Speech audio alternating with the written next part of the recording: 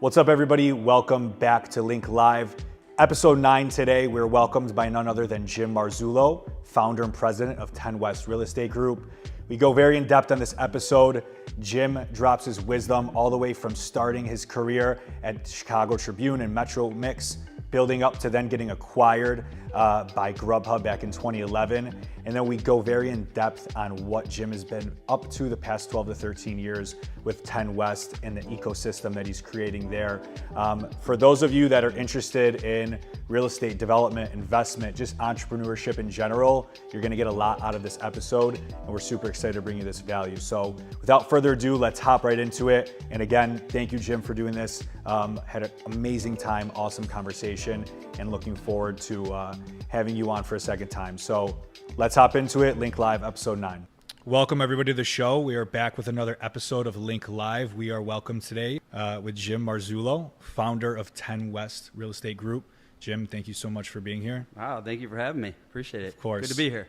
I'm really excited for this episode and conversation. I'm always, within what I'm doing, looking for people that inspire me. Your story and as much of what I know already is very authentic, and I feel like it's going to definitely grasp and gravitate towards the people in our audience that it needs to find. Like I've told you before, we're all about sort of inspiring that next generation, Sure. Whether it be of founders, entrepreneurs, so on and so forth. But you definitely have a story to tell, so I'm excited to get into it. Yeah. Starting, right, I always like to start at square one because I feel like there's so much of a development phase that people go throughout their adolescence, youth, high school, college, whatever it may be, that develops them into the person that they're in. So I kind of want to peel it back, start at square one, and just talk about how Jim was kind of like raised. What were his biggest inspirations? Yeah. Kind of anything in between there. Yeah, I think like most entrepreneurs, right? Like, or I should say the best entrepreneurs develop something out of a need, right? You're solving a problem.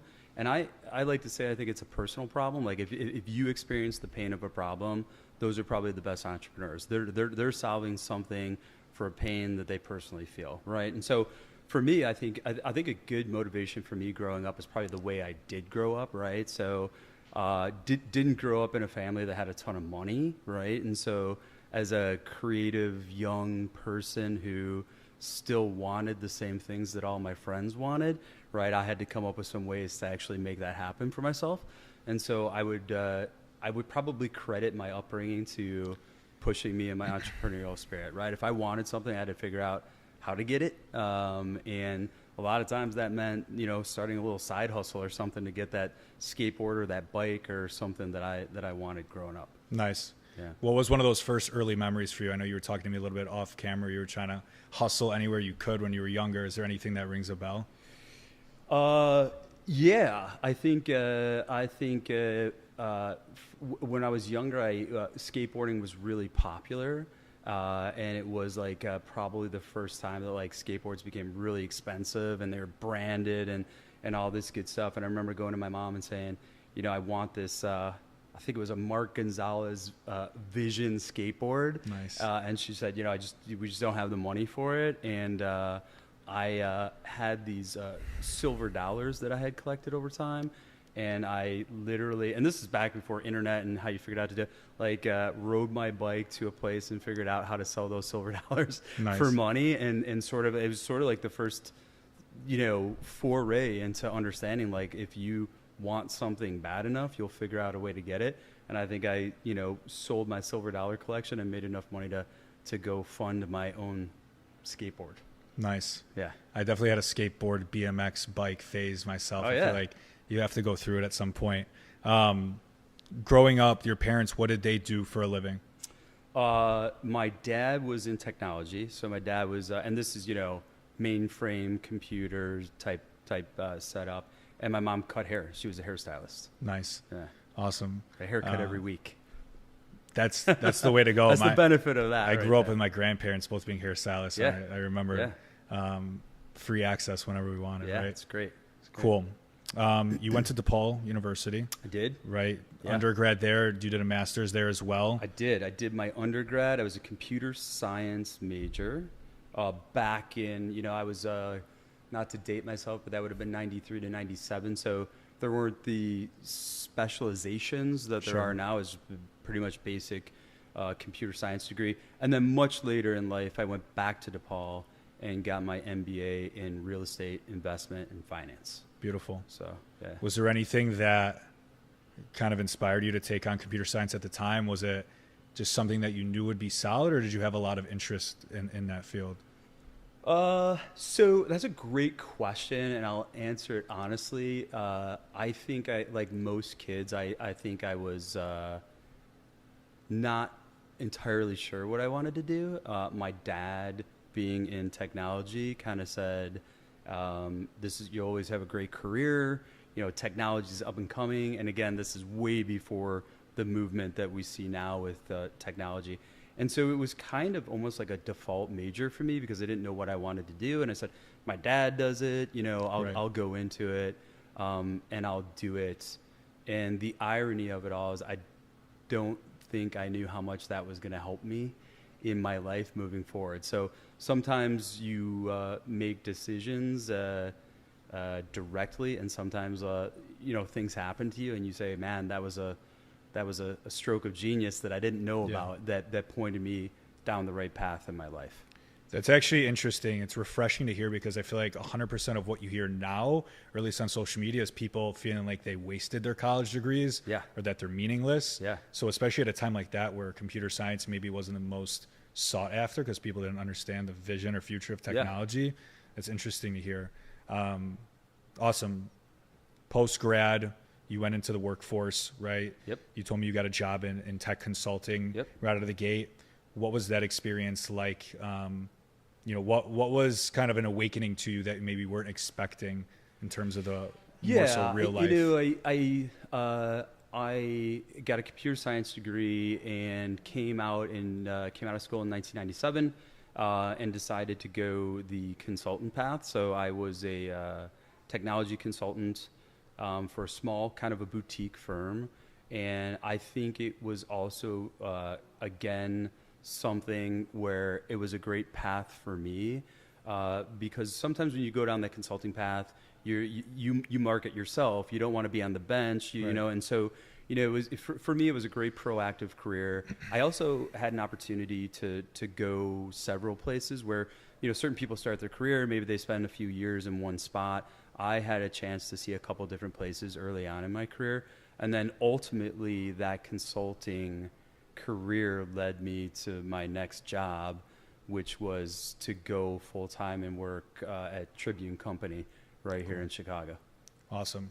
I know we were talking about it a little bit off camera. Your footing or foundation, if you will, with Tribune Company is probably what set you up for your longevity and success. I want to talk a little bit about how important it is for individuals to find those kind of early mentors or relationships early on. Although like right now, everybody is so interconnected with social, it may seem like it is very seamless or easy to do so. Sure. It may feel for individuals that are younger harder than ever. I feel like maybe there's a lot of social anxiety around, developing relationships with mentors and kind of seeking help. People are more so hiding behind the screens rather than utilizing the screens to get you in front of people. But how important was relationships for you when you entered this role? That's a great question, and that actually is another huge sort of turning point in my life because I had consulted, I had been several places. I landed at Tribune Company as a consultant. I had done about a year there, and then they asked me if I wanted to come on full time. And in all honesty, like this is probably the moment where it was a huge springboard in my career, and a lot of it is the people that I met. Probably two of my biggest professional mentors in life I met on that job. And, in a sidebar way, it was my first jump into entrepreneurship. As we were talking earlier, I mentioned that, my first real official run at being an entrepreneur was a couple of guys, great guys that I'm still friends with today, that I met at Tribune Company, and this might have been 1999, 2000, really early internet web stuff, and we started a side hustle developing websites. So we would go and we would meet with anybody who wanted a web presence. At the time, sorry, did this have to be like a secret? Was this under wraps with Tribune, or were they did they know of it? They were supporting of it? No, it was purely a side hustle. We never used any company time or resources or anything to do it. Just to, met a couple good guys that had a shared vision. Nice. And we just said, look, like everybody's rushing to try to get a web presence, and we know how to do this. And it was back in that day, it was a great business model. You could walk into a dry cleaner, a restaurant, anywhere, and someone say, here's my menu, here's my brochure, can you give me an online presence? And that was my first jump into entrepreneurship. So that was a pivotal moment at the Tribune Company. But as my career progressed there, I really got taken under the wing by a couple people that really advanced my career. One was the head of product, and we'll kind of dive into my career path, but he was a really, really smart guy, only about 5 years older than me, and really taught me a lot about what it took to develop products and to sort of think outside of the box. Sure. And we were doing some pretty really impressive stuff early on in that Tribune role. And it was just eye-opening in what we were doing, and to have somebody guide you through that process. And then later, as I progressed, and I'll wait till the right moment to go into that. I had a second mentor in my life that really, again, spun me off into kind of where I am today. And so relationships are huge. To answer your question, anybody who's starting out and who's doing it, I have a little bit of a mantra that says, tell everybody what you want to do, because you never know who's going to be able to help you. And I can't say that enough. I say it to my kids. I say it to people starting in the business. If you tell people what you want to do, what you want to get into, someone might look at you and go, I want that too. Let's partner. Or I've done that before. Let me help you, advance that idea. And so relationships are huge. And you're right, it is a little bit of a different world. Work from home, different. But I will say that to the best of my ability, I try to pass that on. So what people were to me, I try to be to people. So I have mentored countless people, tech incubators, even some of your friends, right? That I've reached out to and helped to mentor, because I think that's how you move it forward. I think that's how you pay it forward. And in a strange way, as a bit of gratitude for how I was helped. If I can help somebody, I'm happy to do that. Absolutely. Yeah. Tracking back a little bit to that first website company, that side hustle, I know it was probably very easy to do so now. What was it like getting your first customers, and starting that? For a guy like me that loves this stuff, there's no better affirmation than somebody who pays you for it. Sure. So it's probably like one of the most exciting things that you're like, I got this idea and I want to do this. And then you meet somebody who's willing to pay you for it, and you go, man, it's, it doesn't get any better than this, Yeah. So it's pretty exciting when you start doing it. Pretty exciting when you start making some money that you're like, oh, wow, like this is actually meaningful. So we had a good run at it, and we probably would have kept it going had it not been that time in life when people were getting married and things were happening, competing priorities. Sure. And so we kind of let it go after a period of time. But it was great. And it's sort of like, I think that like everybody needs to taste a little bit of success to keep you going. You can learn a ton from failure as well. And I think that you have to recognize that. But everybody needs a little taste of what it is to be successful. And I think that's what will fuel you in other opportunities. Yeah. Absolutely. Yeah. Awesome. I want to segue into the Fango conversation a little bit. I know maybe the CEO, was it, of Tribune Company took an interest in you a little bit more. He or she was a mentor and incubator in Chicago. Yeah. Kind of talk us through how the initial footing and relationships Yeah, happened absolutely. there. So, hired on the Tribune Company full time, was kind of working in a technology marketing department. I was a pretty, a guy that sought out a lot of opportunity.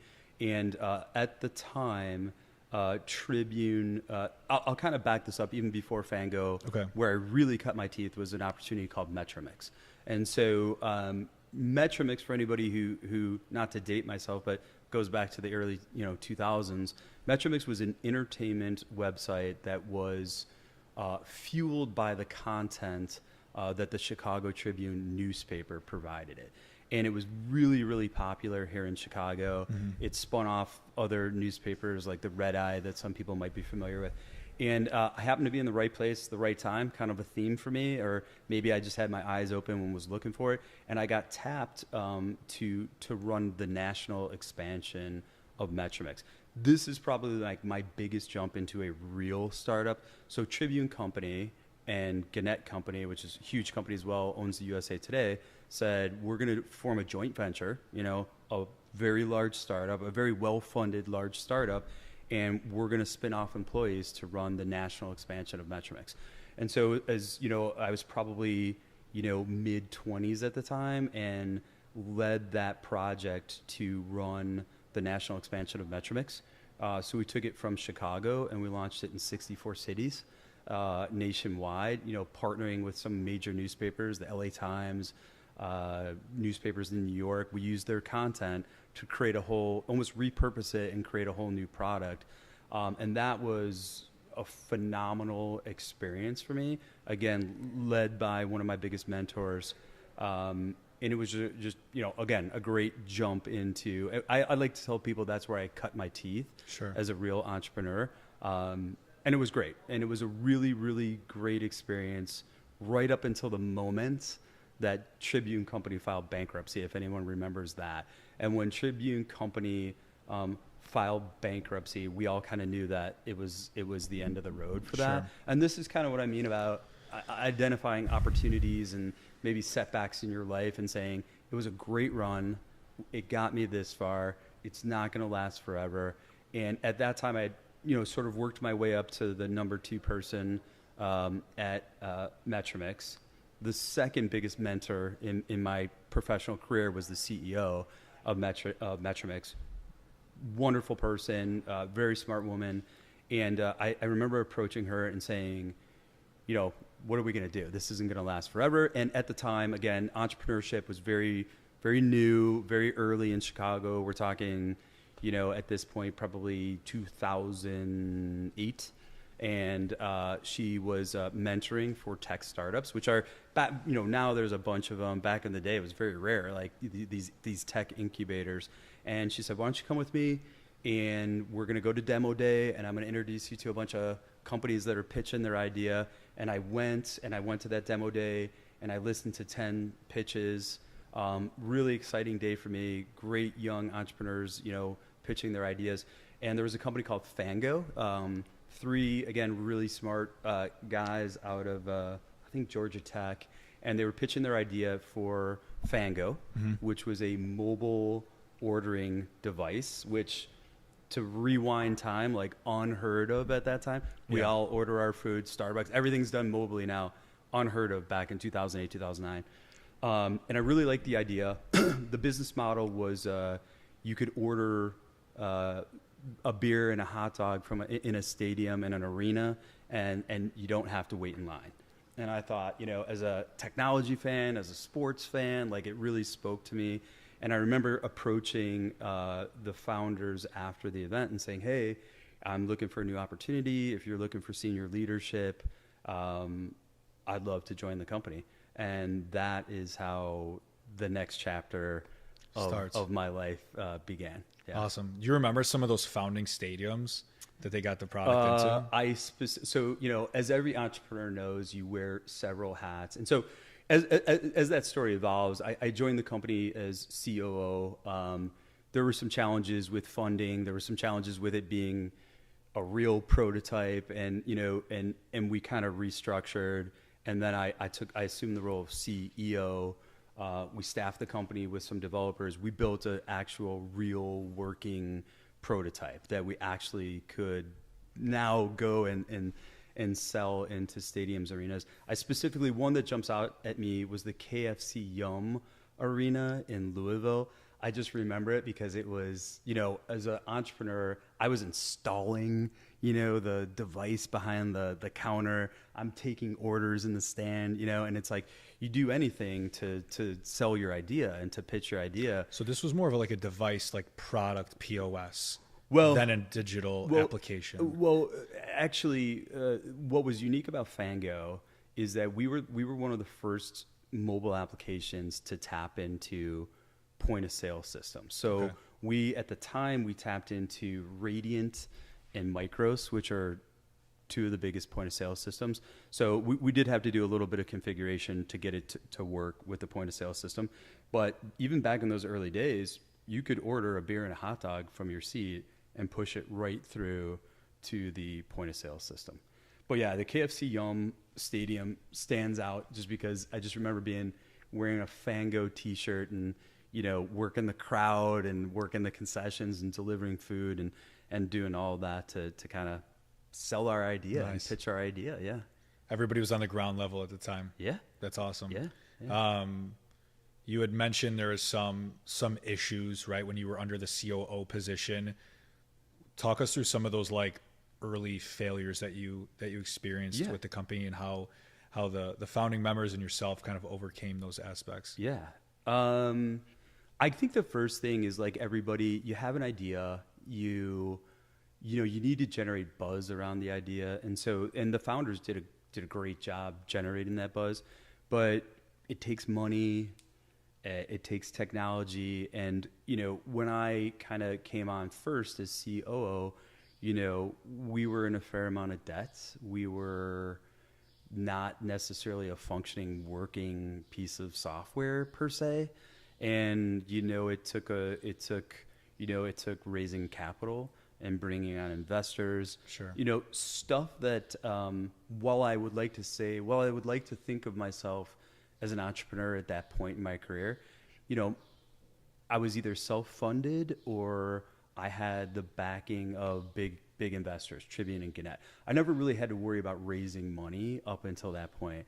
But then you where I was at that point, it was like, okay, we don't really have a completely functioning thing. It's going to take a lot of money to get it there.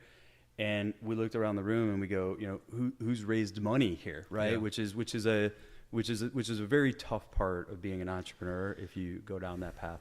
So in the early days, it was about assembling a team, raising money, learning how to raise money effectively, but also, convincing people to join the team. I had some pretty deep connections in technology and developers and people that I could reach out to, but it's a tough sell to sell your dream to somebody else and say, we have no money, we have no clients, but I'd love for you to join the business, Right. And back in those days, like trying to get people to leave stable, steady jobs was not as easy as it is today. Now we live in a gig economy. People like to do that type of stuff. It wasn't unheard of, but it was a tough sell. I was going to ask you too, around that time frame, what was like the general stereotype or reputation around entrepreneurs or like people that were going out and starting up tech businesses? I think it was very mysterious. I think it was like, who are these guys that are quit their jobs and went to do something? And it was like,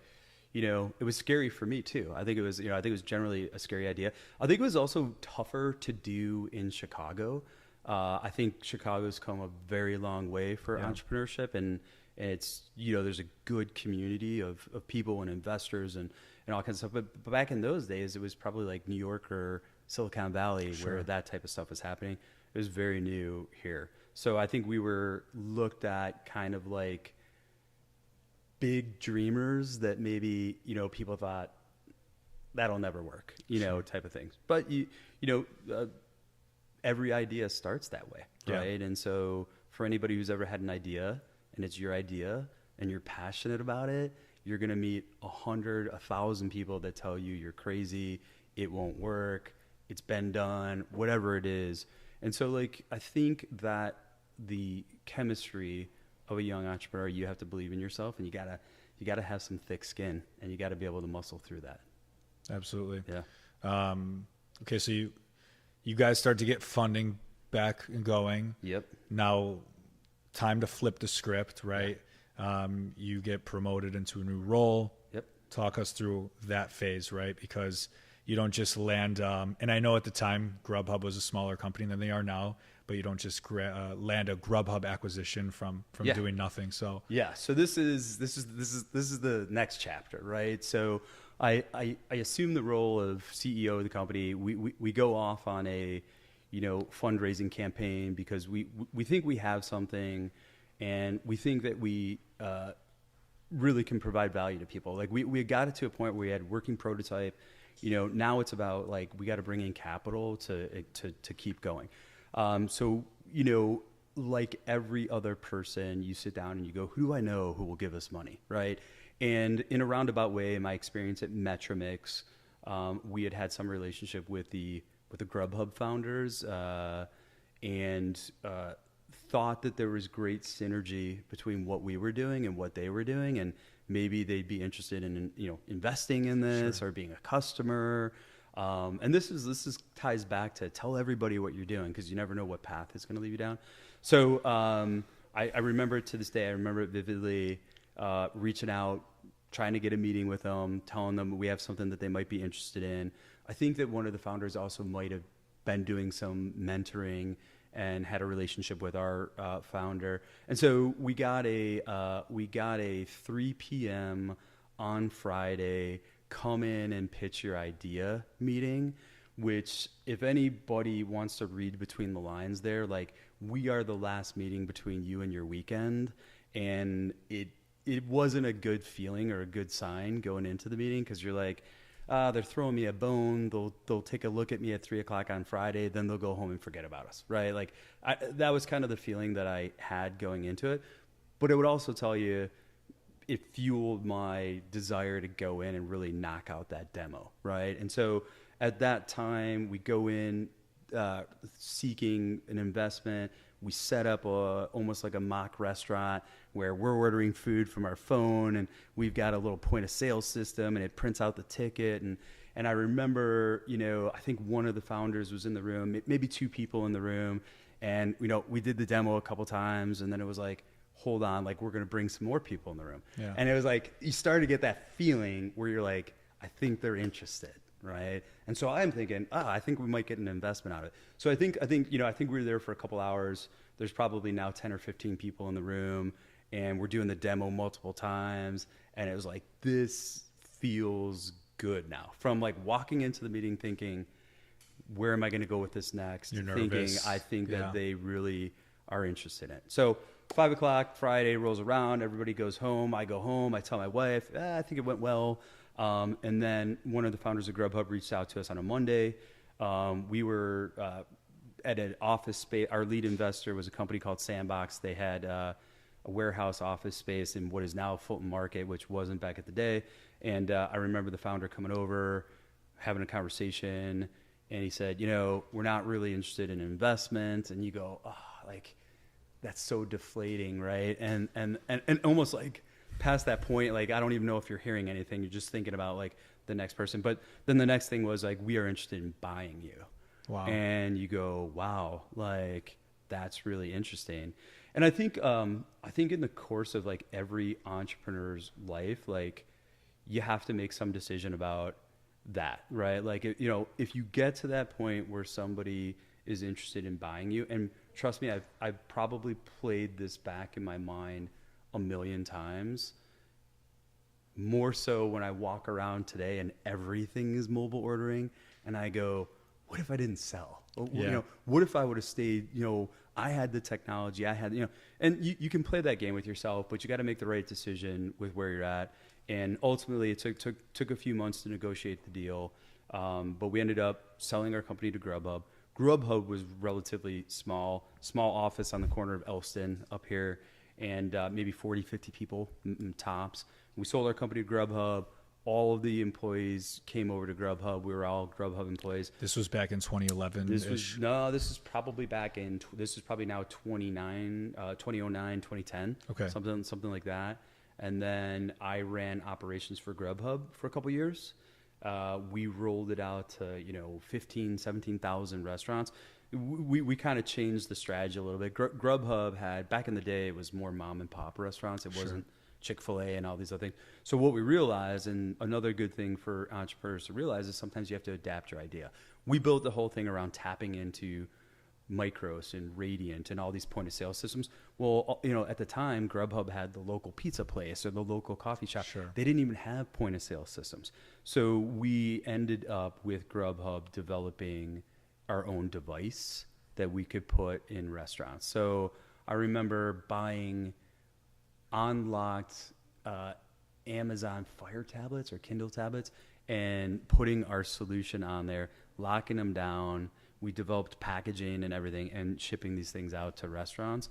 And, and that's the story of Fango. We turned it into that. And then, for me personally, Grubhub just went off the charts. Crazy. And IPO'd. And that's where that is where I kind of parted ways with Grubhub and, started the next phase of my life.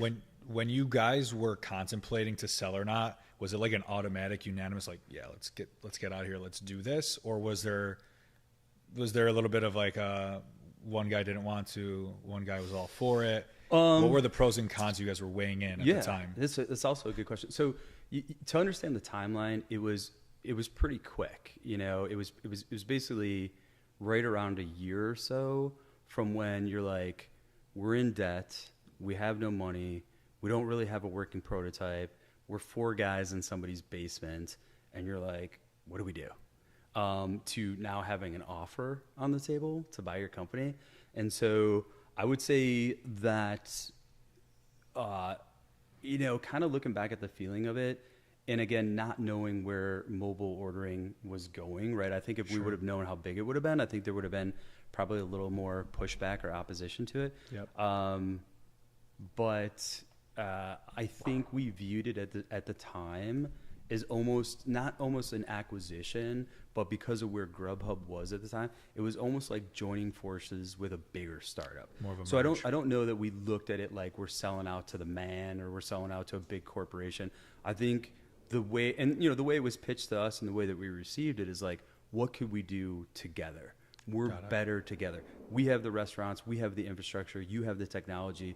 Like, let's bring this together. So I think when you look at it like that, and then, when you look at it like, hey, we can put some money in our pocket and, meaningful sort of at that age in my life altering, Are you allowed to talk about numbers at all? Probably not, but I will tell you this for anything. Like, it was controversial at the time. Sure. But we sold the company for cash, and we sold it for stock. That was my next question. Okay. And, one of the conversations that I do remember is there were investors, because there were other investors at that time, and a lot of people were like, who's Grubhub? Like, you're giving this away. You're selling it for stock in a company that may go nowhere.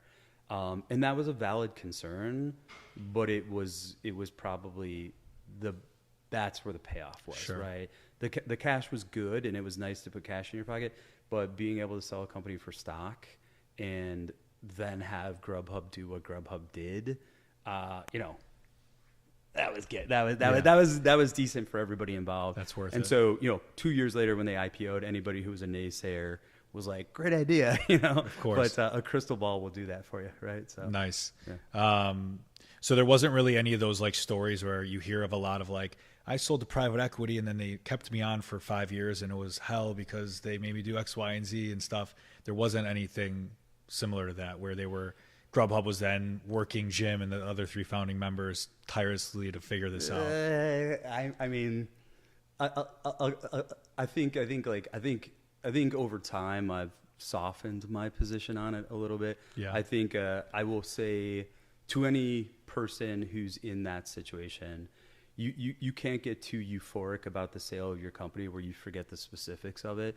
And so typically you're going to have an earnout, which we all did, right? So for anyone that doesn't know what that means, like they give you money, but they say, hold on, like you've got to work 4 years for this or whatever. And so, to put it in perspective, I think my earnout was 3 years and I think I made it 2. So if you stop short, you have to give money back. How does that work? yeah, I mean, there's a million varieties and flavors. Yeah. Mine was heavily front loaded in year one, so making it the first year was really important to me. Years 2 and 3 were obviously important. I think looking back at the IPO, hugely important. I wish I would have stayed that third year, when I think about it. But I think it is challenging, right? And I think that every entrepreneur needs to understand that. And I have mentored a lot of people, talked to a lot of people. It is the earnout that tends to get people. And that isn't to say that Grubhub treated us poorly or unfairly. But I think when you're an entrepreneur, there is a little bit of a culture shock to say, like, I was my own boss, I was doing my own thing, and now I'm in a company. All of a sudden, they bought you, they paid for you, they want something from you, and now they're telling you what to do. Sure. And that can be uncomfortable for some people, especially, entrepreneurs who haven't, had to do that for a while. Yeah, you may feel like you're riding high, just got a nice check, and then you're someone's employee again. Yeah. So I don't understand, but I can see how that works. Yeah. But okay, awesome. So Fango, exit happens, experience at Grubhub works. Now we're about 12 to 13 years, I think, since inception of 10 West. Is that what it is? We started 10 West. It started as 10 West Development in 2012. So yes, so left. Do you want me to dive into that? Yeah. Next? Yeah. For those, Jim will call it the three-headed monster. So we have real estate development, investment. So we'll hop into that. Shameless, plug here at the 10 West Real Estate Group. So I think that by the time I sold the company and I left Grubhub, I was probably I don't know how old I was at the time, 35, call it. I kind of realized that maybe I'm unemployable by another company. And that isn't to say that I was a bad employee. That was just to say I like to be my own boss. You know, I liked having my own vision. I liked doing my own thing. And to kind of, the story of 10 West Real Estate Group really goes back to my time at Grubhub. And if everyone can remember, financial crisis, real estate is horrible. It's, just boom, right? Bottomed out. And my college roommate was a commercial real estate attorney and pretty instrumental in, again, helping me kind of down this path. And we started buying condos in the city from developers that couldn't sell them.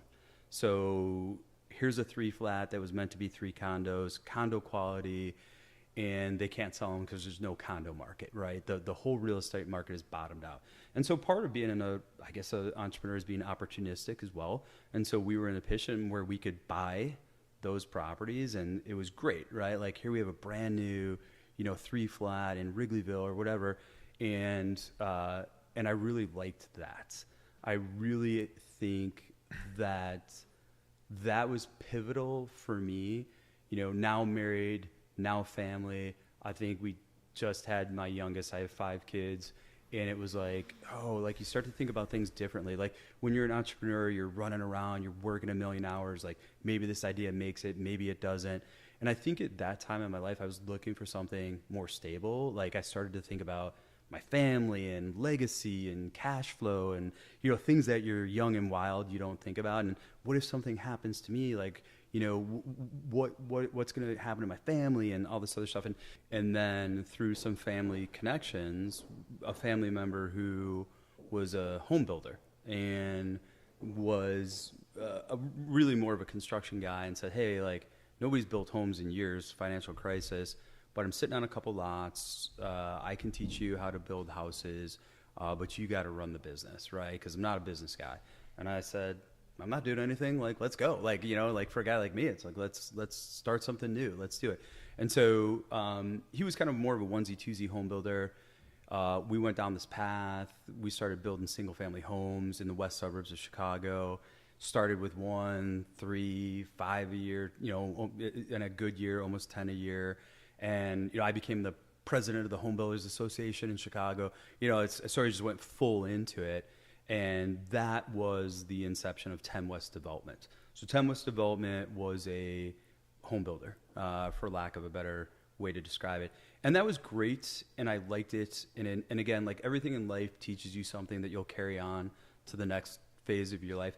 But I could tell you, I don't know that I was super passionate about building single family homes. Mm-hmm. You know, I'm operationally minded, and I wanted more. I needed to do more.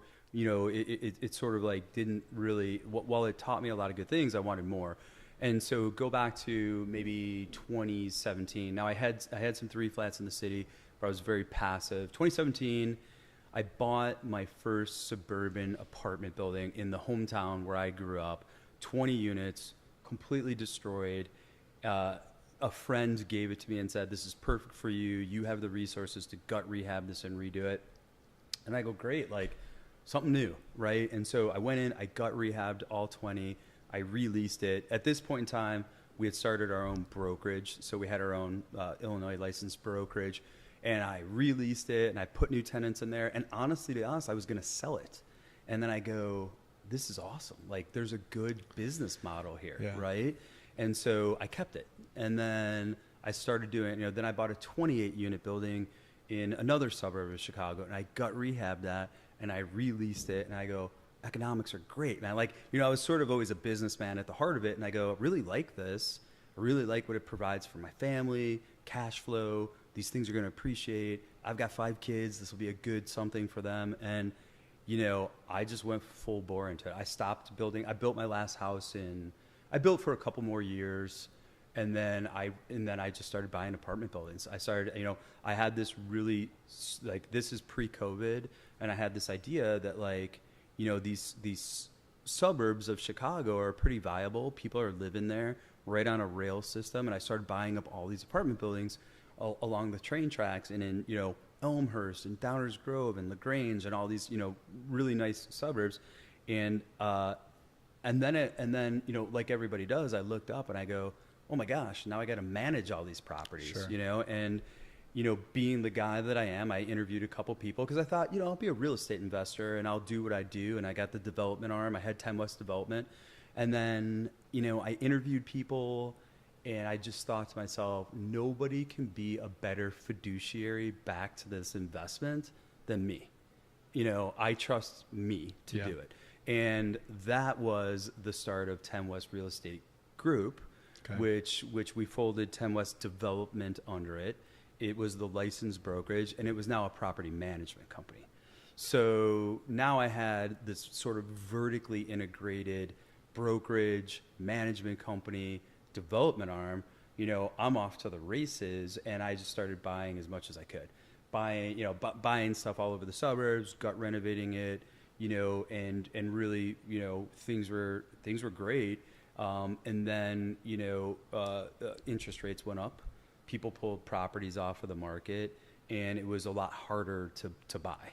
And so then we said, we're getting pretty good at this 10 West Real Estate Group thing and property management. Maybe we should open this up to other people, other investors, not necessarily knocking on doors trying to manage other people's, but investors, guys with a couple hundred doors. And we did well. And so, we built this thing out. We're now, 23 properties, 850 units, and we did it all in relatively quick time. We own about a third of it. 2/3 of it is managed for other investors. And, kind of where we sit today and where we're going with this is we feel like we've gotten pretty good at what we do. And I have a lot of people that come to me and say, I want to do what you do, or I want to be a part of what you do. And, that is the next phase of what we're doing. And so we earlier, sort of last year, soft launched 10 West Investments, which is going to be our capital raise arm. So we're going to invite investors into the deal with the idea that we can do right by investors. So for people who want to be invested in real estate but maybe don't have the time to do it or don't have the time to be an active person, we're a vertically integrated company. We have the brokerage that can find it. We have the property management that can manage it. We have the development arm that can renovate it. We have the capital arm and the asset management that can provide you, reporting on your investment. And so now we are this 3-headed monster, which is 10 West Development, 10 West Real Estate Group, and 10 West Investments. And we're sort of off to the races now. And Amazing. this is my current chapter Yeah. of my life and my entrepreneurial thing. And, I think that this one will be, it sounds weird to say final chapter, like I'm not going, but I think this is really become a really good enterprise. We're about 30 people here in Chicago. My son, who just graduated school, now works for the business. My wife works for the business.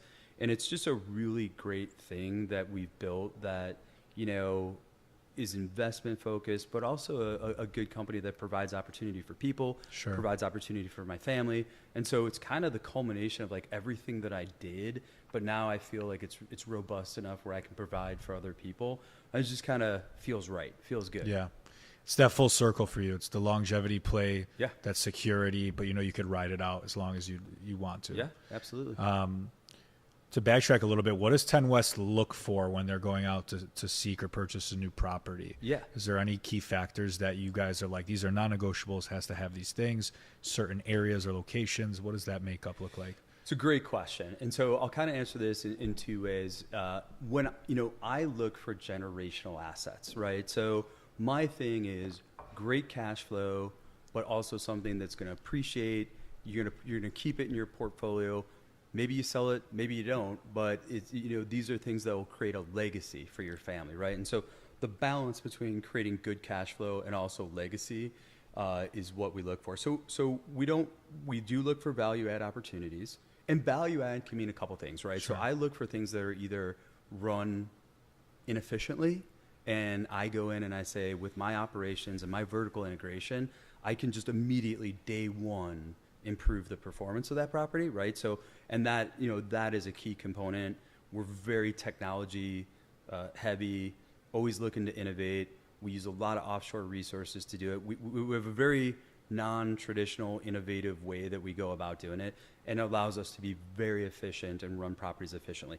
So day one, we're looking to create efficiencies there. We also look for value add opportunities to renovate, right? So we may find something in an A-plus location, but has 20, 30 years of deferred maintenance because the owner is tired and just doesn't want to do it anymore. And we come in and we gut rehab these things, and by doing it, increase the value, not only on the day-to-day because I can charge more rent for it, but also just the value of the asset in the long run. So that's what I always look for when I was doing it for myself, and that is the same philosophy that we want to extend to investors.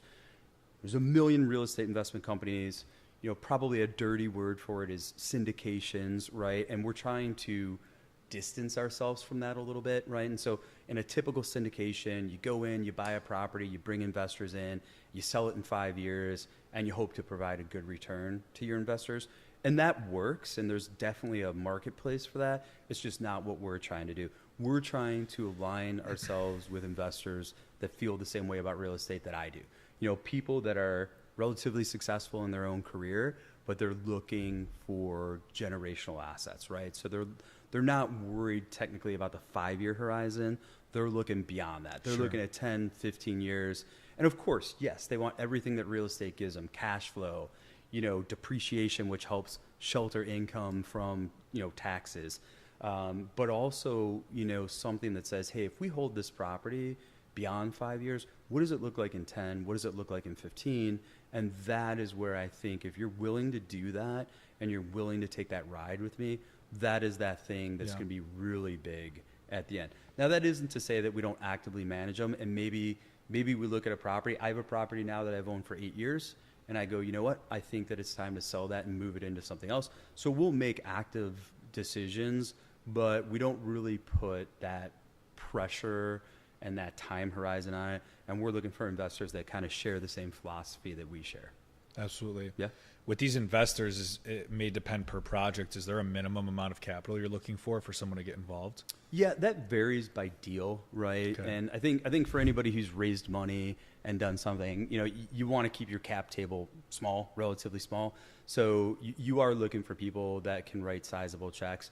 I think going into it, we probably do minimum slugs of 50 to 100K, for these deals, and because we're talking about properties that are $3, $4, $5, $10 million. Sure. And so it takes a lot of checks to fund that. So we would be probably setting minimums. But again, I think it's deal by deal, person by person. Realistically, I think we're looking for investors that share the same philosophy. Nice. Absolutely. Yeah. You kind of just outlined the long-term vision for it, and I could see a very clear path forward for that. But is there anything in particular 2025 and onward that you guys are really excited about right now? I think we're really excited. I think probably the most exciting thing is like if you sit in my shoes and you've lived through the last 2 years of high interest rate markets and some, not to get political, but political instability, right? And I think that like I am excited because I'm seeing signs of, not necessarily interest rates going down, although they did take a recent dip, which is nice. But I think what the market needs is stability, right? I think we need stability. I think if people understand that this is the new norm, we go back to doing business, right? And the last, call it 18 months, 24 months, it's been really tough to do business in my space, primarily because nobody knows what's going to happen. Are rates going up? Are they going down? Sure. So when that instability happens, I think transactions slow, almost come to a screeching halt, because people go, let's wait till a better day. Let's wait till this market turns before we do something. And I think like early signs, I think the year started slow. I think in, sometime last month and certainly this month, like we're starting to see signs of life and signs of transactions coming back. Maybe not to where it was 5 years ago, but definitely people are willing to do business again. And I think that's good for everybody. I think it's good for us. It's good for people that keep knocking on my door saying, Jim, I want to invest with you. And I go, yeah, but we want to find the right deal. We're not just going to place money to place money. We want to find the right deal. And we haven't seen a lot of that on the market, but we're starting to see signs that maybe that's changing. So I think that's probably the most promising thing on the horizon for us. Yeah. Well, that's great to hear for someone like myself too, who's like interested in getting into that world eventually. Yeah. Because like you said, like people maybe just, everybody's waiting for something, but people maybe just have to get used to the new norm. Yeah. But very interesting stuff. Awesome. Well, I'd like to end off with a couple just random shooting questions. You've already dropped a ton of advice, inspo for individuals, but what do you think is one of the number one ways new individuals going into the job force and the market today could set themselves apart? Think back to, one of your children just graduated college. Like what could people do to stand out when everybody's so sucked into this digital world? So I don't know if this is controversial or not, but I would say be present, right? Like I think that you will stand out if you're a person that gets in front of people, FaceTime, again, maybe unpopular, but shows up at the office and interacts with people. There's a lot of, work from home mentality right now. I get it. I understand it. And I think, look, to some extent, some of it's good, right? Like some of it didn't need to be the way that it was in the past. But if I was coming out, a couple things I would do right now if I was coming out of school, like one, I would be very present, right? Like I think that there's still a lot of people that appreciate, that person right in front of them and that person that's willing to do that. My business is all about that, right? So my business, before I came here, was literally meeting face to face at a coffee shop with, a guy who owns units that I might want to buy. And that just doesn't happen if I communicate email. That is a guy who wants to sit there, meet me, talk to me. And so I think being present is huge. The other thing that I would say that I've talked a lot about that I think is probably the most exciting thing in years is just the advent of AI technology and what it could do. If I was doing this over again, if I was 18 coming out of high school, I would go face down into AI technology. I would live it, breathe it, eat it, sleep it. And I just think it's like, in terms of, I mentioned my first startup was like the web. And like, my first company was doing websites for people. And we thought that was like, oh my gosh. The web at that time was the AI. It was, now, right? Yeah. And I think that like, I think if you look at that, right, like technology went whoop like this, right? But I think what we're sitting on right now is just like a massive curve of innovation and technology and growth. Like I don't think it'll be like anything we've seen in the past. I think we've just seen the beginning of it. I know how it's affected my industry. I know how I'm using it. I'm a big adopter to it. And it's like if I was young and I was coming out of school or I was an entrepreneur, like be present, and make sure you understand AI technology and embrace it and fall forward into it, because I just think I think its applications are the future of what we're doing. Love that. Yeah. Love that. Very current. Last thing too, if knowing what you know now, what is one thing you wish you could tell your 21, 22-year-old self? 21, 22-year-old Jim, knowing what you know now, what's one piece of wisdom, something that you could tell yourself? Yeah, I mean, I think that get involved, right? And so the 21-year-old Jim like to, have a good time and go out and do stuff. And I'm not saying there's no place for that, but I think that like looking back on it, like I would tell people to get involved. I tell my own son who's 23, who works for the company and look, like he goes everywhere with me. I'd say like, it's just soak it up, man. Like everybody around you has just wisdom and knowledge, and you just get involved, just participate, like just literally don't blow it off and go party all the time. Like have fun, I'm not saying, but like get involved, meet people, join associations, join entrepreneur groups like that. A lot of that stuff wasn't around when I was doing it, but I mean, it's just, there's a wealth of information, support, wisdom that young people can get involved in today. And I do tell, not my 21-year-old self, but my children, that's what I preach to them all the time. Love it. Yeah. Awesome. Jim, thank you so much for being here. Yeah. Thank you, man. Thanks for having me. Guys, if you haven't, we're going to put in the description on the screen somewhere. Follow 10 West Real Estate Group. The handle is at 10 West REG. REG. Okay. Website is 10westreg.com. The 10 is numeric, so it's 10. It's like beautiful. Right here. Yeah. There we go. We'll have Jim's socials in the description as well. Jim, again, thank you. This was awesome. Awesome. Thanks for having me. It was great.